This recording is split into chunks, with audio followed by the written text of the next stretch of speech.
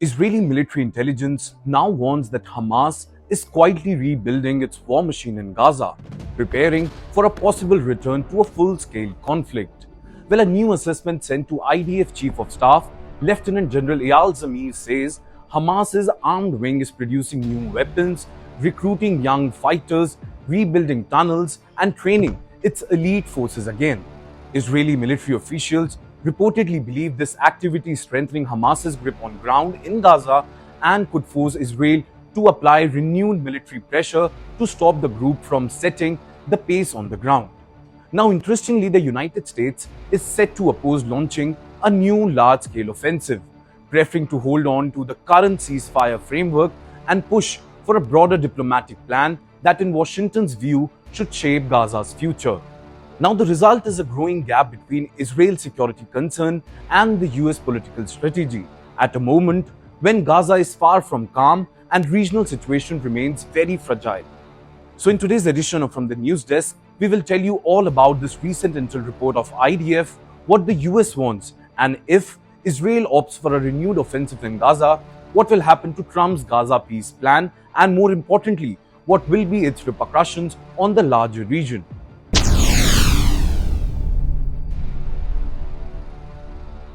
Now, according to the warning prepared by the IDF's Military Intelligence Directorate and by the Southern Command, Hamas's military wing is actively preparing for a renewed war with Israel. In fact, intelligence officers told IDF's top brass that Hamas has been producing hundreds of explosive devices and anti-tank missiles every month, showing a steady effort to replace weapons lost in more than 2 years of fighting with the IDF. Now, the same report also claims that Hamas is recruiting fresh fighters, mainly young men between 18 and 22, bringing a new generation into its armed ranks. At the same time, the group has restarted training for its elite Nukhba force, the unit that played a central role in earlier cross-border raids and attacks on Israel. In fact, the report also points to that Hamas is rebuilding underground infrastructure across Gaza that was damaged or destroyed by Israeli operation during the war period. In fact, it further warned that Hamas is trying to smuggle drones and communication devices from Egypt's CIA into Gaza, tools that would improve its ability to gather intelligence and coordinate forces in the battlefield. Now, in one stark line, the officers say Hamas is strong on the ground, nobody is threatening it, and the organization is unwilling to give up control of Gaza. Now, this statement and the larger assessment suggest that despite the damage from prolonged war, Hamas has maintained or even reinforced its internal authority, partially by harsh measures against opponents and anyone it sees as a threat to its rule. Now, because of all these trends, IDF commanders reportedly believe that Hamas's growing confidence and military rebuilding could demand renewed Israeli operations if only Jerusalem wants to weaken the group's hold and prevent another major surprise attack like the October 7th.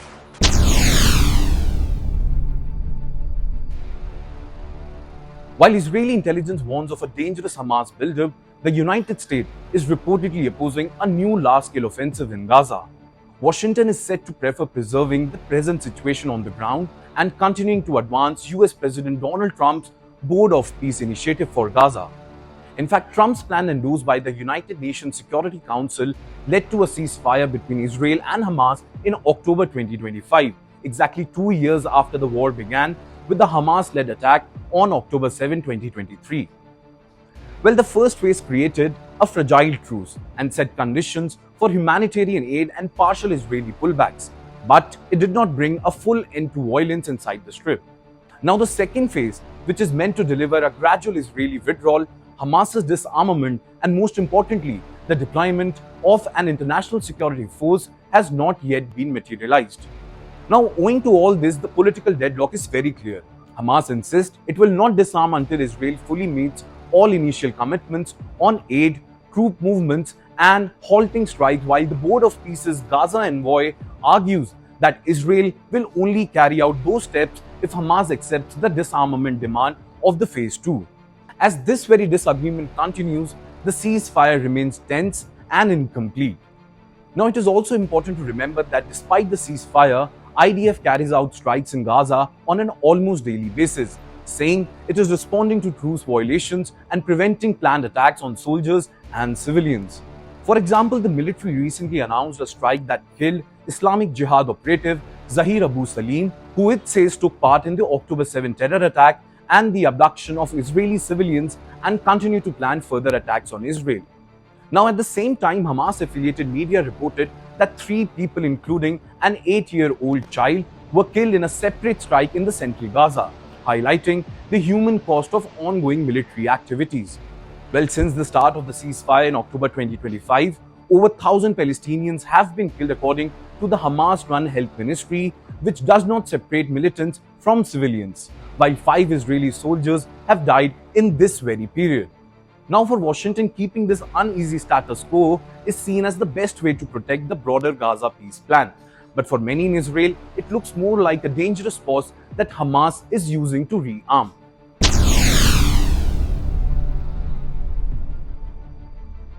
If Israel's political class accepts the IDF assessment and launches renewed major operation in Gaza, the immediate outcome would likely be a sharp rise in fighting across the Strip.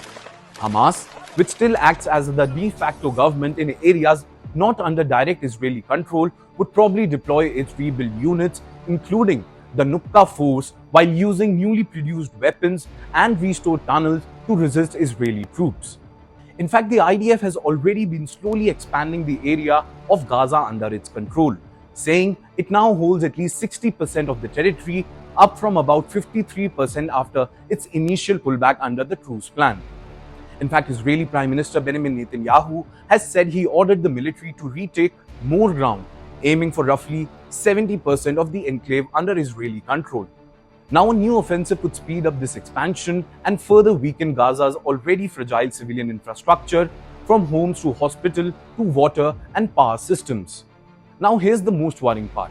For ordinary Palestinians, this would mean yet another round of displacement, fear, and uncertainty layered on top of years of war, siege, and now a tense ceasefire.